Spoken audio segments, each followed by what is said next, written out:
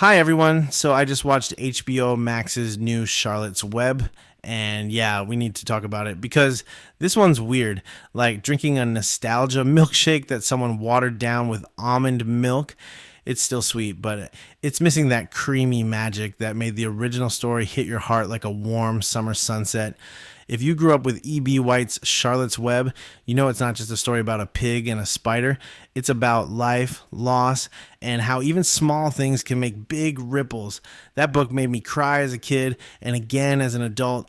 And honestly, that says something.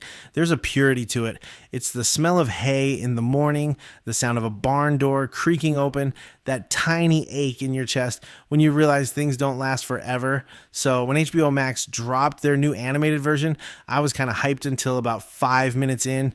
Don't get me wrong, it's not bad, it's just fine.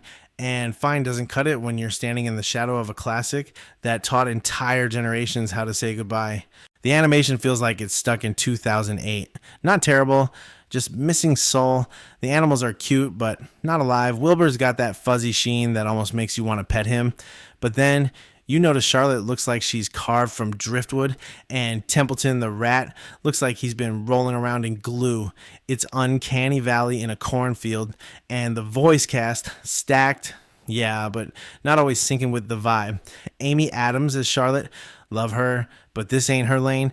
She's warm and wise, sure, but it feels like she's reading bedtime stories, not spinning webs of destiny.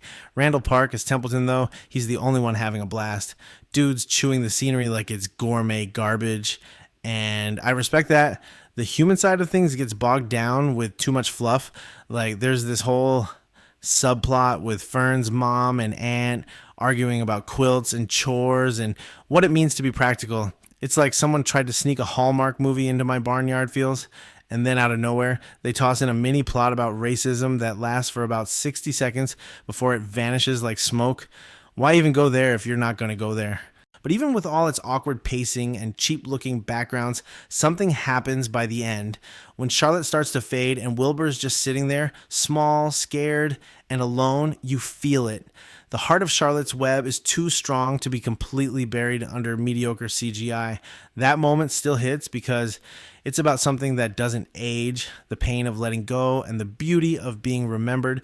Watching this made me think about growing up, about how everything feels like forever when you're little, your friends, your pets, your summers, but then you blink and everything changes. People move, lives shift, and all that's left are the webs we've woven between each other. And that's what makes Charlotte's Web timeless. It's not about saving a pig, it's about realizing that love, even the smallest, quietest kind, can echo long after it's gone. So, yeah, this new version isn't magic. It's more like a dusty Polaroid of something that once was. But maybe that's okay because even a faded picture can remind you how beautiful the real thing was. If you've got kids or you just want to revisit the story, give it a watch, but don't expect fireworks. Expect a flicker, a little light from a web that's been shining since 1952. And sometimes that's enough.